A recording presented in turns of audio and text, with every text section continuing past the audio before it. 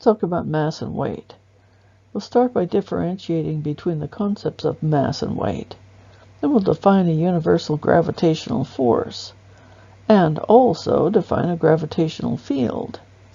We'll use these concepts to solve an example problem.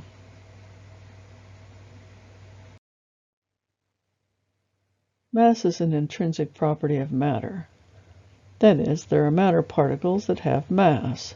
A proton has a certain amount of mass, an electron has a certain amount of mass. A hydrogen atom is made out of a proton plus an electron, so if you add up those masses, you know the mass of a hydrogen atom. A helium atom has 2 protons, 2 neutrons, and 2 electrons. If you add up the masses minus a little bit for binding energy, you know the mass of a helium atom. If you add up the masses of all the particles that make up a body, you know the mass of that body. That mass doesn't change. It doesn't matter whether you're on the moon or on the earth, the mass is the same. If you ask a physicist what is mass, they can't really tell you. In a fundamental way, we don't really know what mass is. We know that if 2 particles have mass, that they're attracted to each other. We call that the gravitational force. The gravitational force is defined as the gravitational constant times the product of the masses divided by the distance between them squared. We write that as a vector quantity because it has direction. The minus sign here means that it's an attractive force. As the distance gets larger, the force gets smaller. We use the gravitational constant capital G, 6.67 times 10 to the minus 11 Newton meters squared per kilogram squared.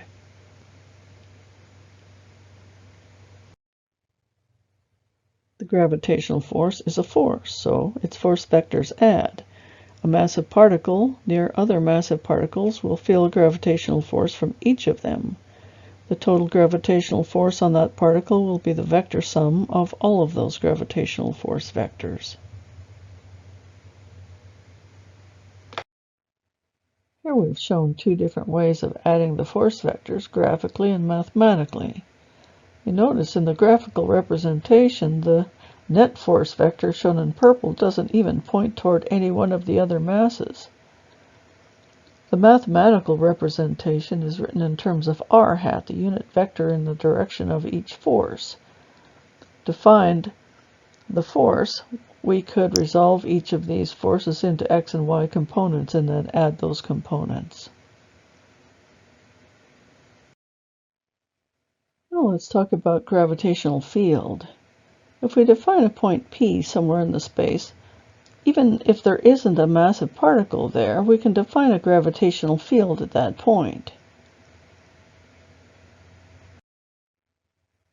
We can write vectors of the field as if there were a point particle there at the point P. We can define the field as the net force divided by a unit mass.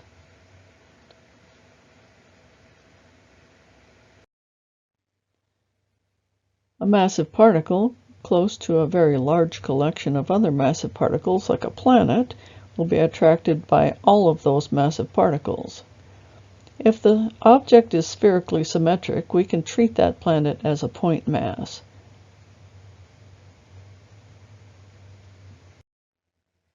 Let's develop an understanding for what weight means. Here we have a massive particle close to the graphical representation of the Earth. Remember, if the Earth is a spherically symmetric body, we can treat it as a point mass.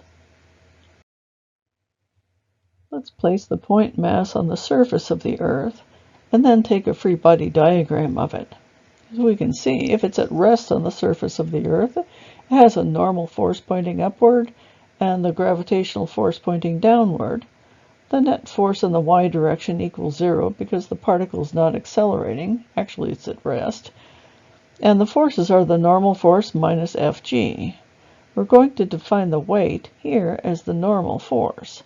And since the normal force equals Fg because the particle is at rest, we can define the weight as the gravitational force. Treating the Earth as a spherically symmetric massive object, we can find the gravitational force on a person as gm mass of the Earth times m mass of the person divided by re squared, where re is the radius of the Earth.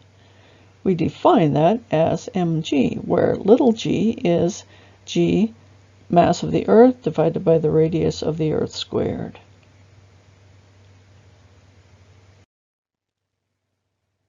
The mass of a person on Mars is the same as the mass of that person on Earth. Particles haven't changed, the mass hasn't changed. However, the weight of that person on Mars is less than the weight of the person on the Earth. That's because the mass of Mars divided by the radius of Mars squared is smaller. Let's work an example problem to illustrate this. We want to find the weight of a person on Mars compared to their weight on Earth, or the ratio of the weight on Mars over the weight on Earth.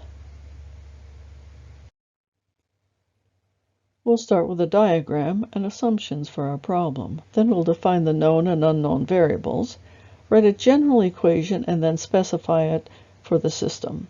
Then we'll solve it symbolically in terms of given variables before inputting numbers, and then we'll analyze the result. We start with a free body diagram of a person standing on a planet. Gravitational force points down toward the center of the planet, and the normal force points upward. They're equal and opposite because our person is not accelerating. For assumptions, we're assuming that the planet is spherically symmetric, and by the way, we're also assuming the person is spherically symmetric, and that there aren't any other massive bodies nearby.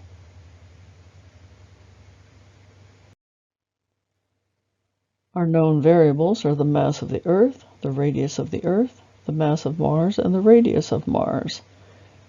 And what we want is the ratio of the weight on Mars compared to the weight on Earth.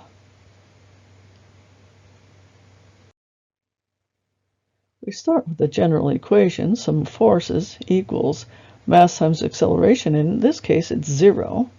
And then we list the forces, the normal force minus the force due to gravity. We can do this as a one-dimensional problem, so I've left off the vector symbols.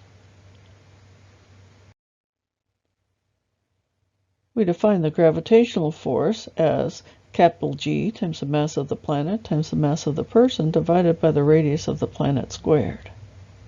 The weight is actually the normal force.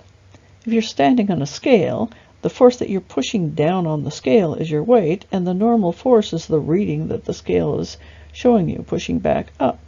So the magnitude of the normal force equals the weight. Using substitution, we can write an expression for the weight of a person on Mars in terms of the gravitational force on Mars. Similarly, we write an expression for the weight of a person on Earth in terms of the mass of the Earth and the radius of the Earth squared. What we want is the ratio of those two quantities, so we take the ratio of the equation on both sides. As we can see that there are quite a few cancellations, and the mass of the person actually cancels out, as does the gravitational constant.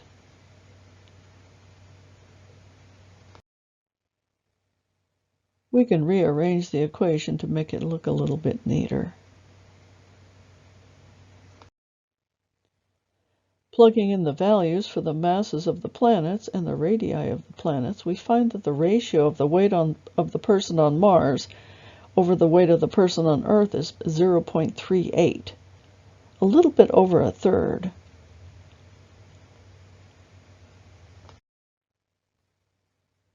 This may not be so surprising because the mass of Mars is quite a bit smaller than that of the Earth. Its radius is smaller as well.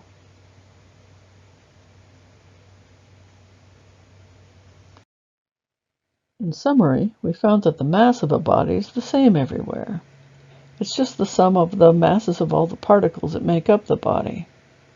The weight, however, depends on attraction by a planet or other massive object, so it changes depending on which planet you're talking about.